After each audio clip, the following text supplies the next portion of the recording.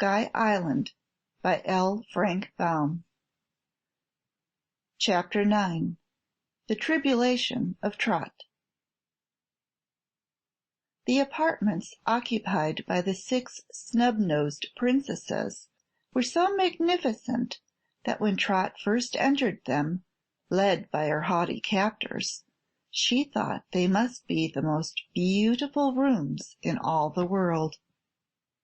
There was a long and broad reception room, with 47 windows in it, and opening out of it were 6 lovely bedchambers, each furnished in the greatest luxury.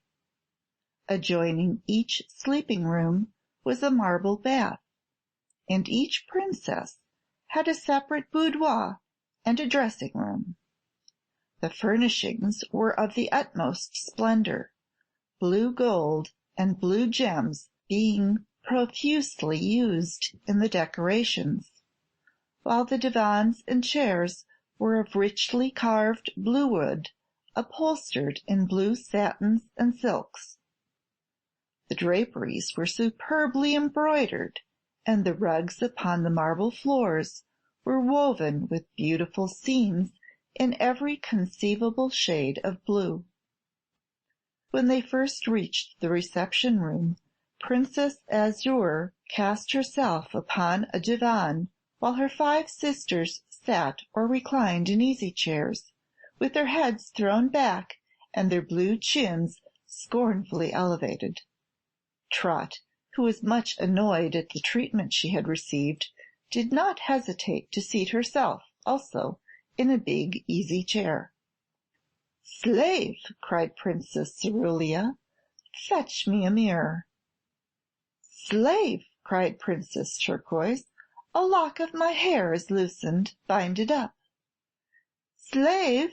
cried Princess Cobalt, "unfasten my shoes, they're too tight." "Slave!" cried Princess Sapphire, "bring hither my box of blue chocolates." "Slave!" cried Princess Azure, "stand by my side and fan me." "Slave!" cried Princess Indigo, "get out of that chair. How dare you sit in our presence?" "If you're saying all those things to me," replied Trot, "you may as well save your breath. I'm no slave." And she cuddled down closer in the chair. "You are a slave!" shouted the 6 all together. "I'm not." "Our father, the revered and resplendent royal ruler of the Blues, has made you our slave," asserted Indigo, with a yawn. "But he can't," objected the little girl. "I'm some royal and rapturous and ridiculous myself, and I won't allow any cheap Boolooroo to order me round." "Are you of royal birth?" asked Azure, seeming surprised. "Royal! Why, I'm an American, Snubnoses, and if there's anything royaler than an American, I'd like to know what it is." The princesses seemed uncertain what reply to make to this speech, and began whispering together. Finally, Indigo said to Trot, "We do not think it matters what you were in your own country, for, having left there, you have forfeited your rank. By recklessly intruding into our domain, you have become a slave, and being a slave, you must obey us or suffer the consequences." "What consequences?" asked the girl. "Dare to disobey us, and you will quickly find out," snapped Indigo, swaying her head from side to side on its long swan-like neck, like the pendulum of a clock. "I don't want any trouble," said Trot, gravely. "We came to Sky Island by mistake, and wanted to go right away again, but your father wouldn't let us. It isn't our fault we're still here, and I'm free to say you're a very disagreeable and horrid lot of people, with no manners to speak of, or you'd treat us nicely." "No impertinence!" cried Indigo, savagely. "Why, it's the truth. replied Trot. Indigo made a rush and caught Trot by both shoulders. The Princess was twice the little girl's size, and she shook her victim so violently that Trot's teeth rattled together. Then Princess Cobalt came up and slapped one side of the slave's face, and Princess Turquoise ran forward and slapped the other side. Cerulia gave Trot a push one way, and Sapphire pushed her the other way, so the little girl was quite out of breath and very angry when finally her punishment ceased.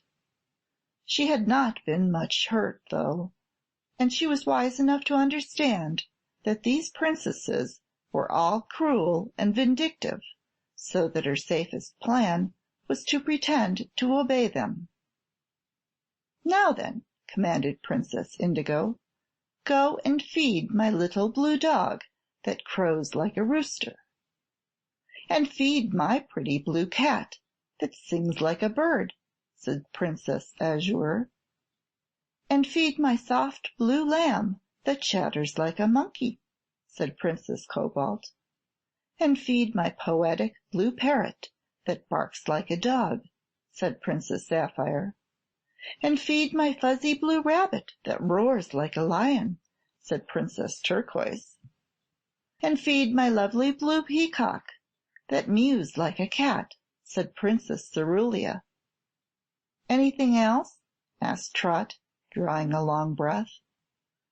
"Not until you have properly fed our pets," replied Azure with a scowl. "What do they eat, then?" "Meat, milk, clover, seeds, bread, carrots." "All right," said Trot. "Where do you keep the menagerie?" "Our pets are in our boudoirs," said Indigo harshly. "What a little fool you are!" "Perhaps," said Trot, pausing as she was about to leave the room, "when I grow up I'll be as big a fool as any of you." Then she ran away to escape another shaking, and in the first boudoir she found the little blue dog curled up on a blue cushion in a corner. Trot patted his head gently, and this surprised the dog, who was accustomed to cuffs and kicks. So he licked Trot's hand and wagged his funny little tail, and then straightened up and crowed like a rooster. The girl was delighted with the queer doggie, and she found some meat in a cupboard and fed him out of her hand, patting the tiny creature and stroking his soft blue hair. The doggie had never in his life known anyone so kind and gentle, so when Trot went into the next boudoir, the animal followed close at her heels, wagging his tail every minute. The blue cat was asleep on a window seat, but it woke up when Trot tenderly took it in her lap and fed it milk from a blue gold dish. It was a pretty cat, and instantly knew the little girl was a friend, vastly different from its own bad-tempered mistress. So it sang beautifully, as a bird sings, and both the cat and the dog followed Trot into the third boudoir. Here was a tiny baby lamb, with fleece as blue as a larkspur and as soft as silk. "Oh, you darling!" cried Trot, hugging the little lamb tight in her arms. At once the lamb began chattering, just as a monkey chatters, only in the most friendly and grateful way, and Trot fed it a handful of fresh blue clover and smoothed and petted it until the lamb was eager to follow her wherever she might go. When she came to the fourth boudoir, a handsome blue parrot sat on a blue perch and began barking as if it were nearly starved. Then it cried out, "Rub-a-dub-dub, gimme some grub." Trot laughed and gave it some seeds, and while the parrot ate them, she stroked gently his soft feathers. The bird seemed much astonished at the unusual caress, and turned upon the girl first one little eye and then the other, as if trying to discover why she was so kind. he had never experienced kind treatment in all his life. So it was no wonder that when the little girl entered the fifth boudoir, she was followed by the parrot, the lamb, the cat, and the dog, who all stood beside her and watched her feed the peacock, which she found strutting around and mewing like a cat for his dinner. Said the parrot, "I spy a peacock's eye on every feather. I wonder why." The peacock soon came to love Trot as much as the other bird and all the beasts did, and it spread its tail and strutted after her into the next boudoir, the sixth one. As she entered this room, Trot gave a start of fear, for a terrible roar, like the roar of a lion, greeted her. But there was no lion there. A fuzzy blue rabbit was making all the noise. "For goodness' sake, keep quiet," said Trot. "Here's a nice blue carrot for you. The color seems all wrong, but it may taste just as good as if it was red." Evidently it did taste good, for the rabbit ate it greedily. When it was not roaring, the creature was so soft and fluffy that Trot played with it and fondled it a long time after it had finished eating, and the rabbit played with the cat and the dog and the lamb, and did not seem a bit afraid of the parrot or the peacock. But all of a sudden in pounced Princess Indigo with a yell of anger. "So this is how you waste your time, is it?" exclaimed the Princess, and grabbing Trot's arm, she jerked the girl to her feet and began pushing her from the room. All the pets began to follow her, and seeing this, Indigo yelled at them to keep back. As they paid no attention to this command, the Princess seized a basin of water and dashed the fluid over the beasts and birds, after which she renewed her attempt to push Trot from the room. The pets rebelled at such treatment, and believing they ought to protect Trot, whom they knew to be their friend, they proceeded to defend her. The little blue dog dashed at Indigo and bit her right ankle, while the blue cat scratched her left leg with its claws, and the parrot flew upon her shoulder and pecked her ear. The lamb ran up and butted Indigo so that she stumbled forward on her face, when the peacock proceeded to pound her head with its wings. Indigo, screaming with fright, sprang to her feet again, but the rabbit ran between her legs and tripped her up, all the time roaring loudly like a lion, and the dog crowed triumphantly as a rooster crows, while the cat warbled noisily, and the lamb chattered, and the parrot barked, and the peacock screeched, "Meow."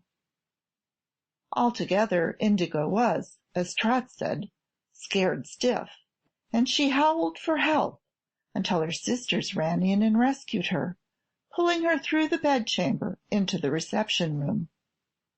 When she was alone, Trot sat down on the floor and laughed until the tears came to her eyes, and she hugged all the pets and kissed them every one and thanked them for protecting her. "That's all right, we like a fight," declared the parrot in reply.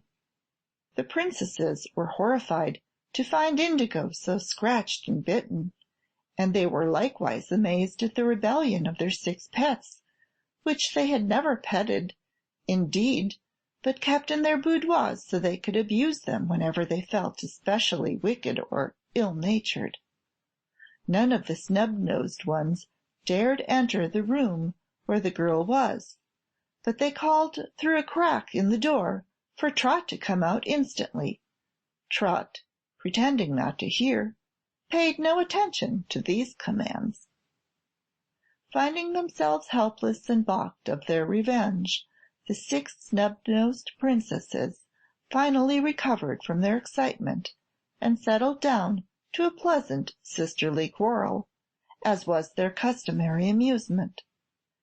Indigo wanted to have Trot patched, and Cerulia wanted her beaten with knotted cords, and Cobalt wanted her locked up in a dark room, and Sapphire wanted her fed on sand, and Turquoise wanted her bound to a windmill, and so between these various desires they quarrelled and argued until dinner time arrived. Trot was occupying Indigo's room, so that Princess was obliged to dress with the Azure, not daring to enter her own bedchamber, and the two sisters quarrelled so enthusiastically that they almost came to blows before they were ready for dinner. Before the six snub-nosed Princesses went to the royal banquet hall, Cobalt stuck her head through a crack of the door and said to Trot, "If you want any dinner, you'll find it in the servants' hall. I advise you to eat, for after our dinner we will decide upon a fitting punishment for you, and then I'm sure you won't have much appetite." "Thank you," replied the girl.